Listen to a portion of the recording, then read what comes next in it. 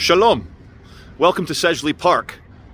This is one of the predominantly Jewish areas of Greater Manchester.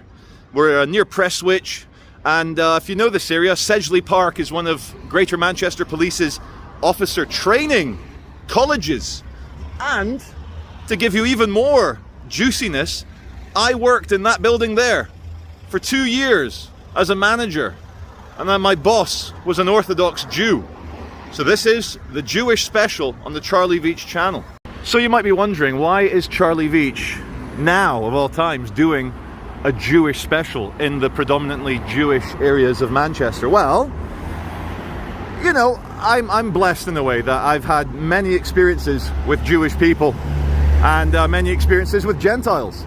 So am I qualified? Oh God, no. I have no qualification to talk about Jews. I am ignorant, but what I can add is I have a high IQ. I have strong opinions. I believe my opinions are correct. So I'm going to share them with you. And what we're going to do, we're neither going to kiss ass, we're not going to blow smoke up the Judaic ideology, but neither are we going to do what is so popular these days, which is to whitewash or try and explain away things which might be bad, might be non-rational, and they get whitewashed and explained away. So we're going to do neither. We're going to go deep. And by going deep, hopefully we'll dispel many bad ideas, I'd say. We might even encourage some good ideas. So just as a disclaimer, because this is the world we live in, it's a funny old world, it's a strange world, it's a mad world. The disclaimer is we're going to discuss the ideology and the politics of Judaism. We're not going to say anything about the ethnicity angle, about the racial angle. It's going to be purely philosophy and doing things in that way. So this is bringing back loads of memories. Mozzarella, that didn't used to be called mozzarella, or am I thinking of that one? No, I'm thinking of that one. Yeah, we used to get food from these places because I worked literally over there. Hello, how are you, mate? You okay? Mate, yeah. Oh, good. And yeah, very leafy area. Accessory world. Right, I'm on the trail of some kosher sushi. Not even joking, let's go eat some kosher sushi. I'm sure it's down here somewhere. So I think the first issue I want to explain is that, you know, I see Jewish people spoken about online, in forums, on YouTube, and Twitter, all the main social medias. And this is part of this arbitrary separatist identities we're all imposing on each other. People say, oh, as a Jewish man, I believe, oh. Or people say, oh, as a black man, oh, I believe this. Oh, as a black, gay, Jewish, Bulgarian dentist, I believe this. And it's like, whoa, don't care. Don't care about your 3D physical, you know, atomic structure. You didn't choose that, but you might be choosing the ideas that come out of your mouth. That's what I'm interested in.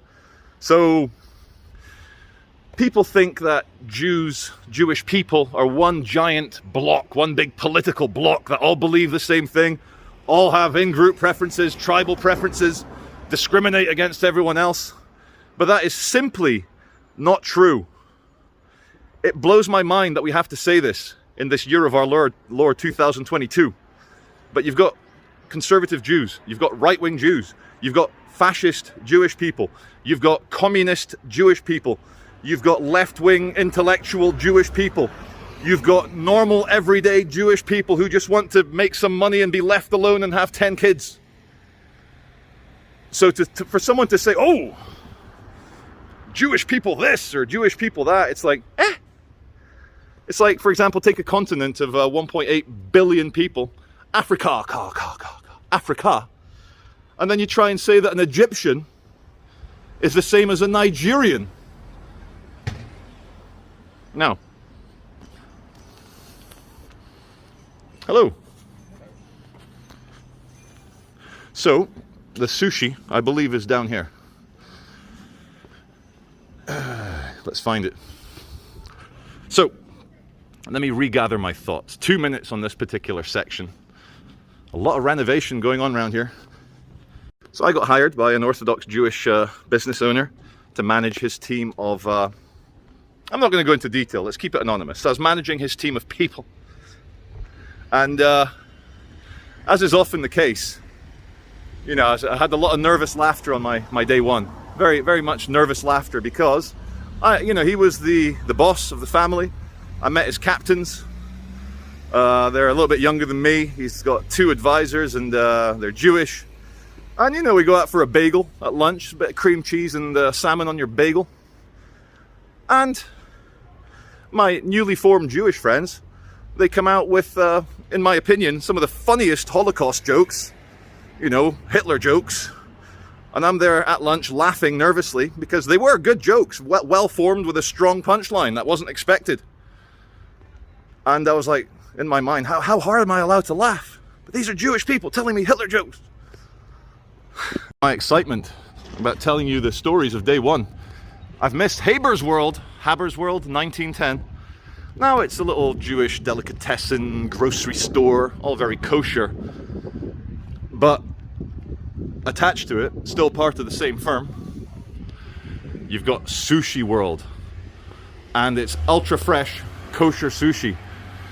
And I've had Jewish friends bring me kosher sushi. And I'm like, damn, that's some good sushi. A few years ago, I was doing some filming at the protest. Whoa, what the hell was that buzzing near my ear? Large insect.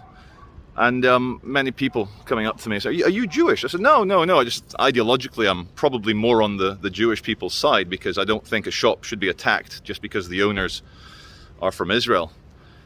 And then it got me thinking that, you know, I'm half Brazilian.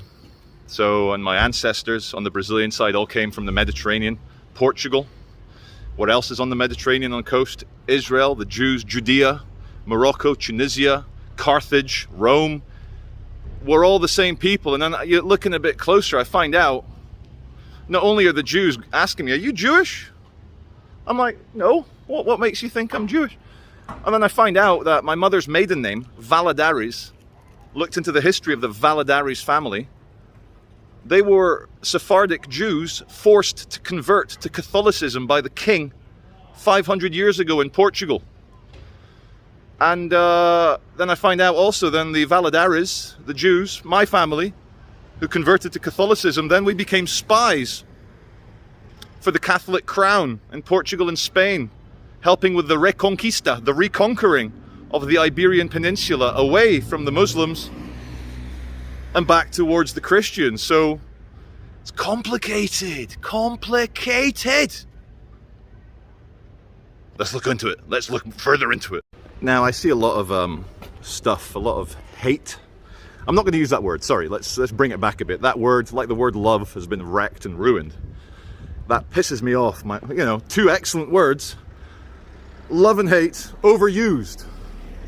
So I see a lot of criticism, shall we say, about Jewish people, Jewish people's ideology, Israel online. And, you know, I can understand the anger of people who are maybe feel that the world's extremely unfair and that they're not in the club, they're not in the clan, they're not in the tribe. But it begs the question, like, is there anything in law or in our political society preventing anyone from starting their own religion, their own clan, trying to put together a holy book and having good luck and standing by it and sticking out? No, there isn't. So you might criticize a particular group, a clan, a tribe for things they're doing, but you need to ask yourself, is it illegal? No. And is there anything legally stopping me from doing the exact same thing? No, there isn't. So that's that out of the way. Behind me is the Toyota Estima, which I call the Jew Wagon. It's so common. Every 5th car in a predominantly Jewish area is this vehicle, because I think it seats 8. It's not even a 7-seater, it's an 8-seater. And fair play to the Jewish people, man. They believe in fertility. They believe that, you know, love each other as you should. Oh, was that Jesus? Sorry. No offense, man. But yeah, big families, big cars. And yeah. But one thing I can say is that, you know, these Jewish wagons driven predominantly by the Orthodox Jewish community, seems to be the biggest number of Jewish people around here are the Orthodox. And, you know, I've driven around them and they never wave. They never give you the thanks. Or like the acknowledgement, you know, at junctions. It's like a lot of traffic is people waving and, you know, you let someone through, you get the wave. Someone's in a tough situation and you give them the flash and they can fix it. you get the wave. But Orthodox Jewish drivers, don't give me the wave. And I've spoken to other non-Jewish people, and they're also pissed off. So for any Orthodox Jews watching this, you gotta give people the wave, man. It's to stabilize society. You gotta acknowledge.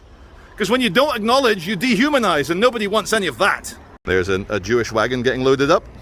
I know it's not just Jewish people that do circumcision for boys. And there's many, Islam does it.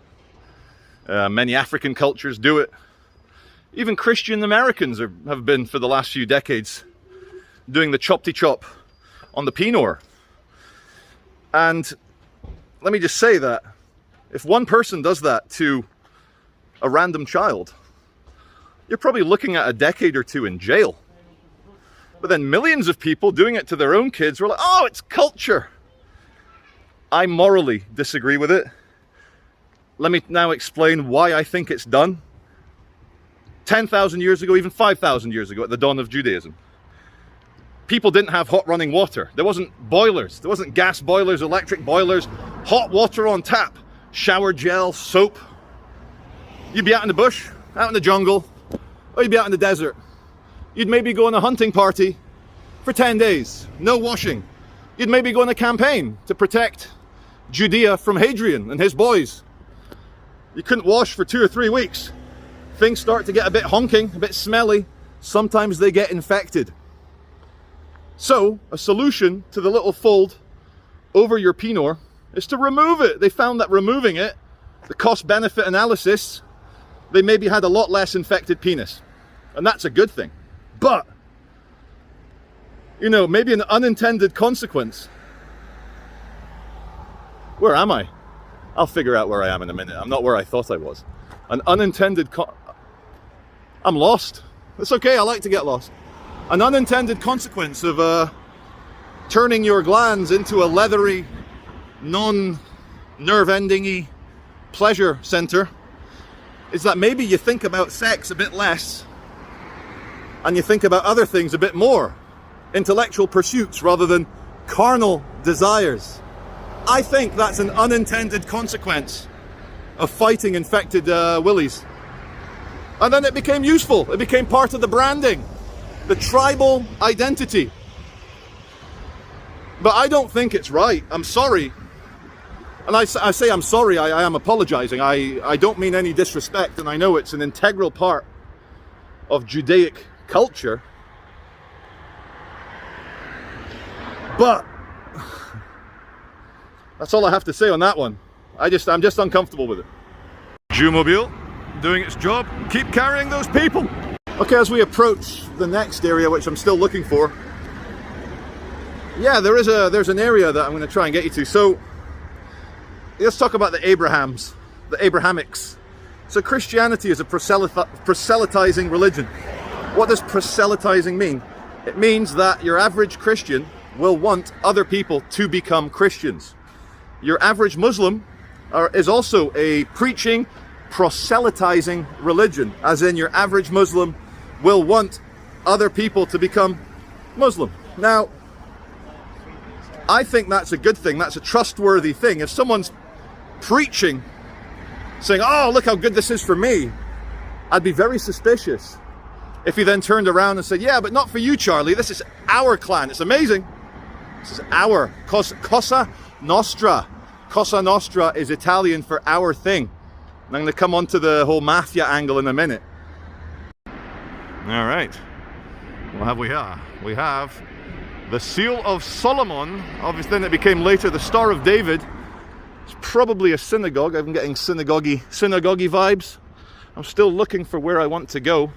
There's another super Jewish area up ahead, I think, but I'm lost.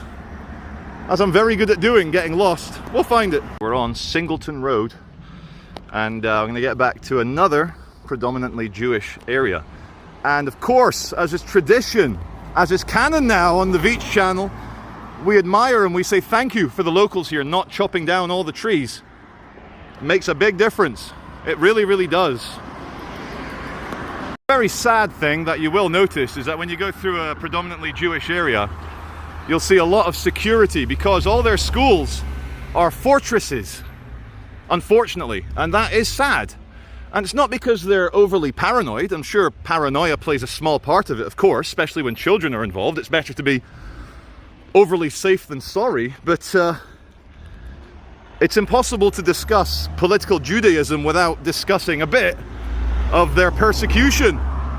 And I'm going to concentrate on the 20th century, you know, World War II, or just before, you know, 1930s Germany onwards, because I don't know enough about persecution of Jews before that.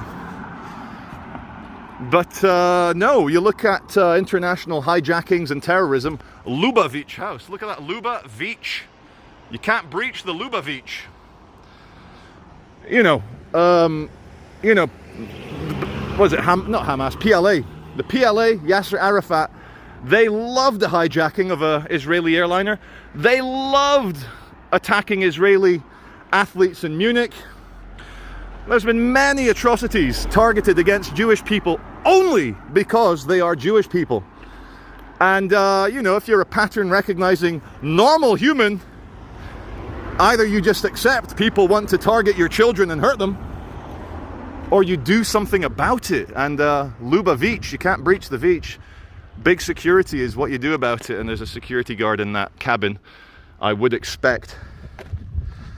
So again, you cannot criticize a group of people for having severe security. I mean, look at Israel. You know, there's a great joke by the comedian Andrew Maxwell, who took me on a road trip to New York to study whether 9/11 was an inside job. And he then gave me a free ticket to go see him at the Edinburgh Fringe. And the great joke by Andrew Maxwell was Israel would not feel secure even if it was getting spooned by the Hulk. And there you go. But look at the history of Israel, guys. Since 1948, you've got the Holocaust, 39 to 45. And then 3 years later, when you're founding your state, every single Arab in your neighbors is like, Allahu Akbar, jihad against the Jews. And you're like, what the fuck, man? What the hell? We've literally just arrived here as a political state 3 years ago. And okay, we've existed in the region for 4,500 years, but I don't think anyone denies that. It's just that people get so wound up. Okay, I am lost again. I will have to stop and refer to the map, but at least I am under the canopy. Okay, I think I know where I'm going now. There's another Jewish school with a security guard cabin in the foreground. Hey, very, very deep in the Jewish residential area. Your good deed can change the world. And I agree. And that's from Chabad Lubavitch.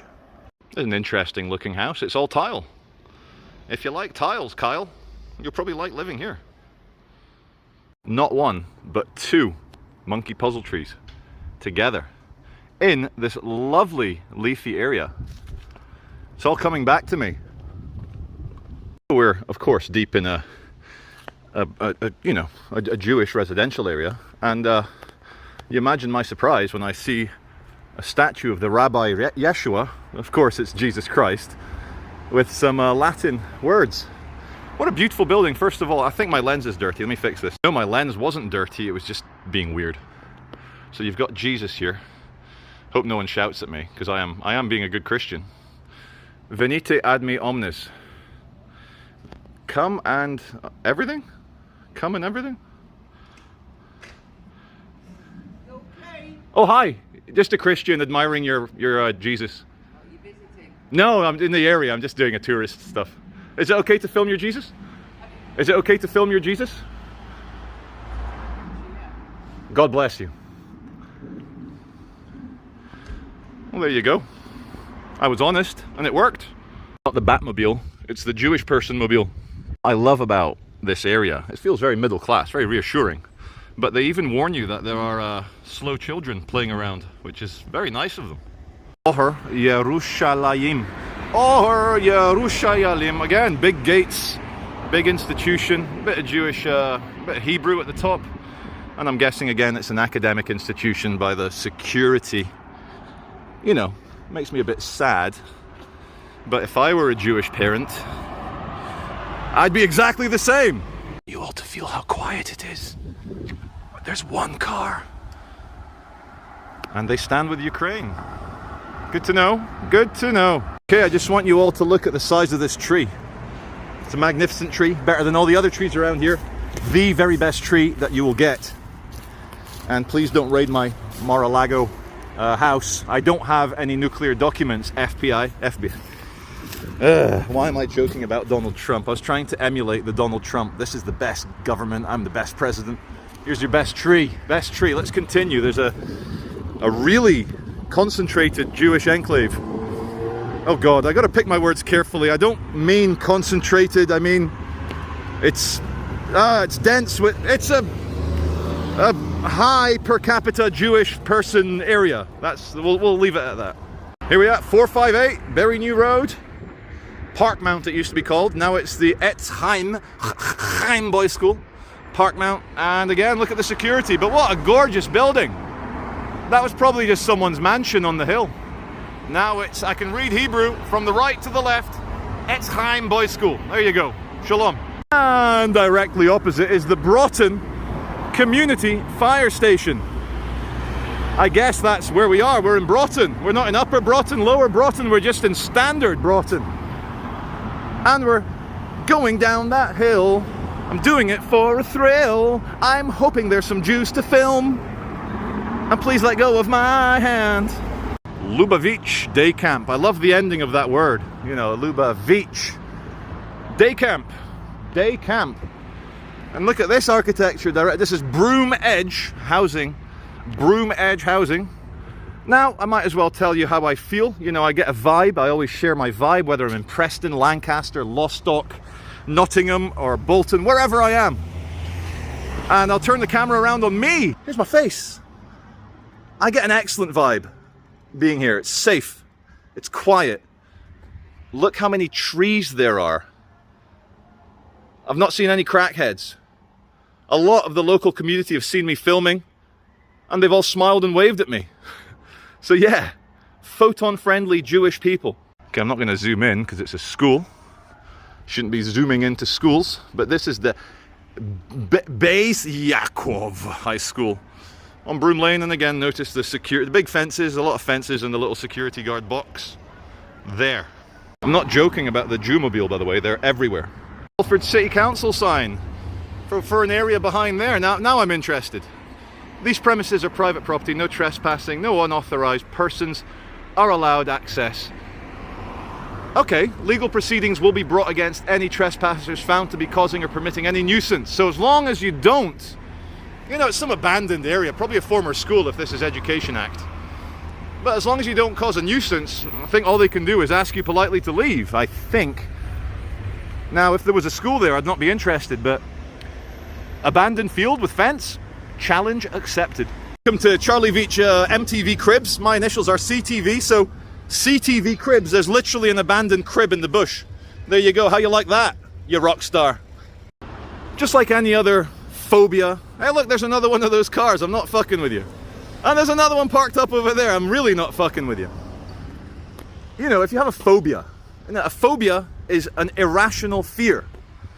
I believe all racisms are irrational fears.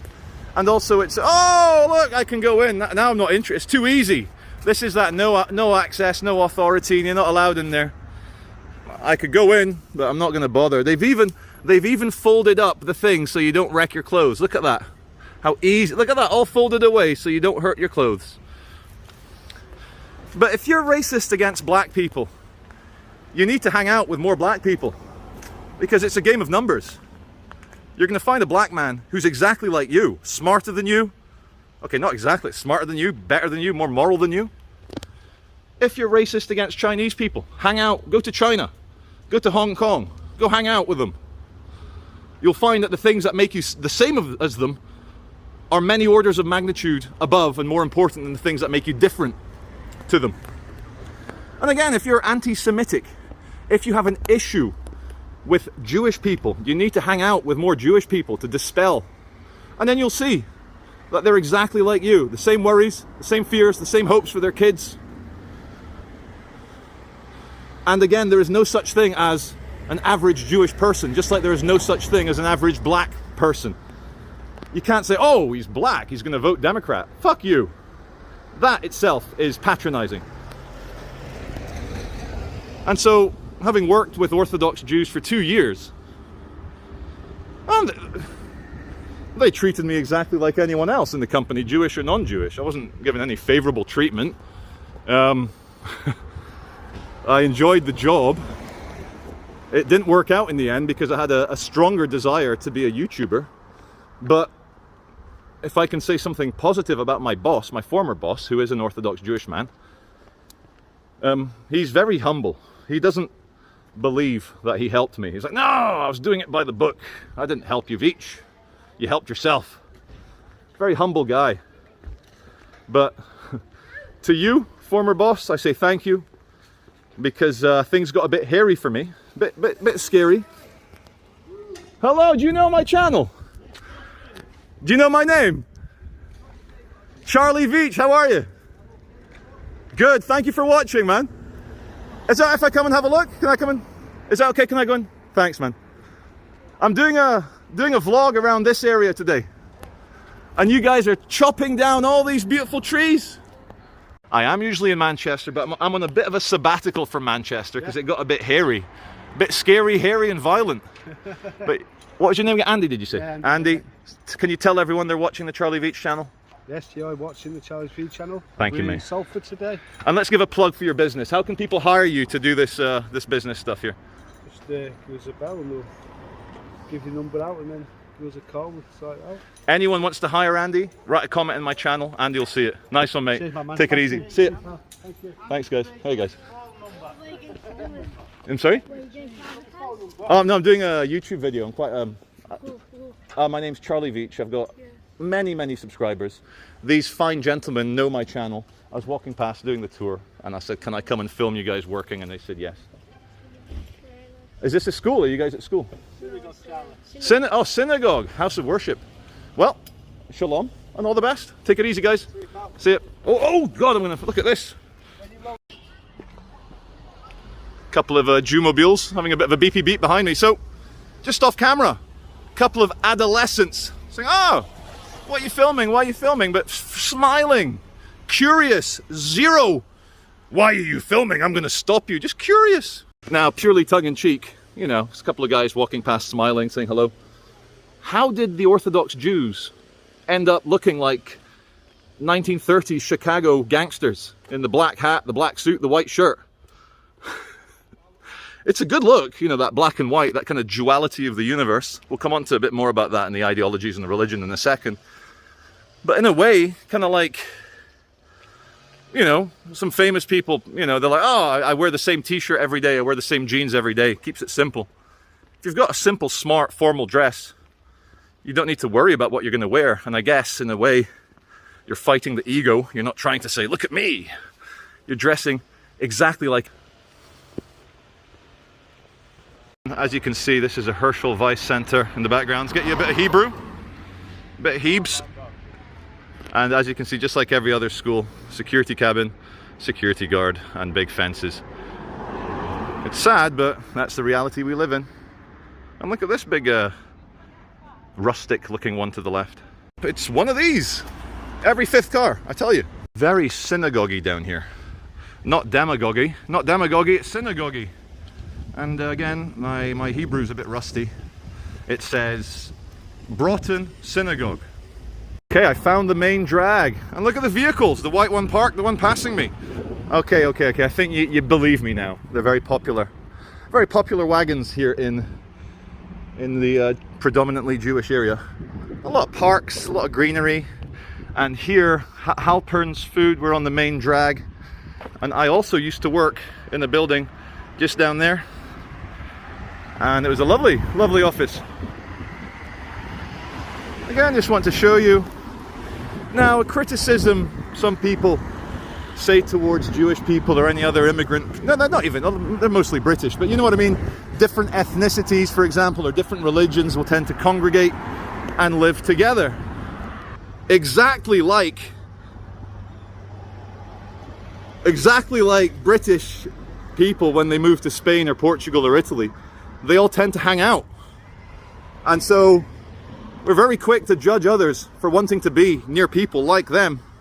Yet when we go abroad, you should have seen me living out in Saudi, in Qatar, even Brazil.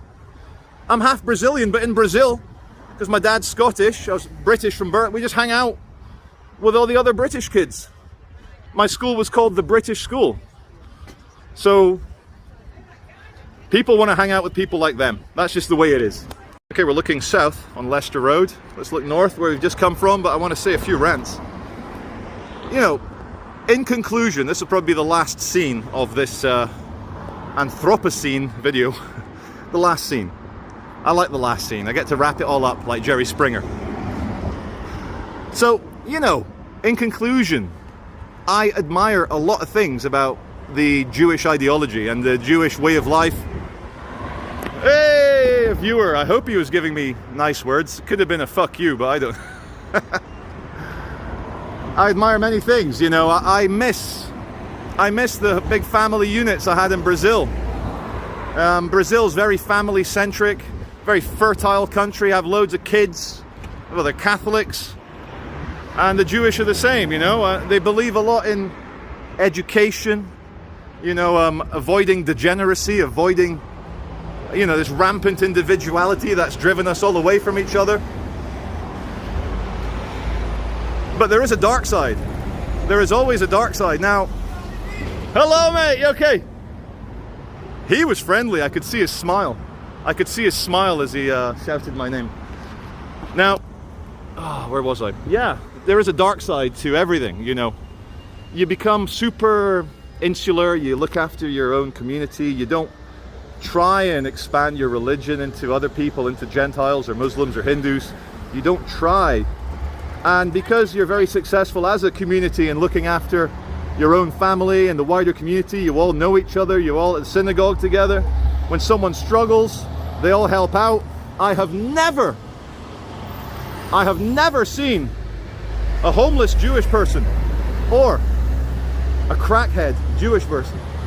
This is where I had the bagel, where I heard those jokes that I was telling you about earlier.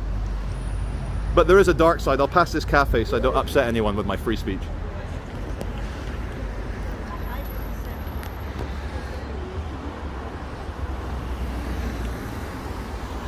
When you look at Judaism as a culture in the 20th century, you know, I've watched many quite controversial talks by rabbis, and they don't lay the blame on anyone else. They don't blame the Germans or Hitler, or they don't blame anyone for what happened. They blame themselves. And I'm like, wow, that's mature. And I'm not saying they should blame themselves, but I thought, what a mature talk. And any community needs to ask itself, if your children are constantly being targeted at schools, if people want to murder people in your group just because they are in your group, if in your one Jewish ethno-state in the world, every single neighbor geopolitically wants to wipe you off the map, you've got a never-ending war with the Palestinians, you know, and I do feel the security worry, even in a place like Manchester, which is quite chilled. I do feel that. And something, I don't know, is the hatred and the envy and the aggression of normies and people who don't understand, who just want to say things about you, is that unavoidable? Is that a unavoidable byproduct of doing humanity properly? And I don't say this lightly. Are the Jewish people doing humanity properly? It appears that they are. And a lot of the criticism, I'm not going to talk about Israel in this particular segment, a lot of the criticism that we as Gentiles have towards Judaism is envy. You know, there's nothing stopping any of us from coming closer together as a community, from imbibing a sense of absolute worship of education, knowledge, the Holy Book, being good. Keeping your children away from bad people, which the Jews seem to do very well. No degeneracy around here. Keeping your children away from drug dealers, from pimps, from low-level crackheads, from bad influences that is so rampant in the West. They seem to do that very well. But, and it's a big but, if the price you pay for doing humanity properly is the whole world wants to kill you, then, whoa, you know, you start wondering, is it worth it? Now, of course, Jewish people say, of course it's worth it. But if you try and take a completely neutral outside point of view, completely neutral, it's a tough one. I don't know the answer. I do not know the answer. Anyway, this is Cveitch reporting from here. Hope you've enjoyed the video.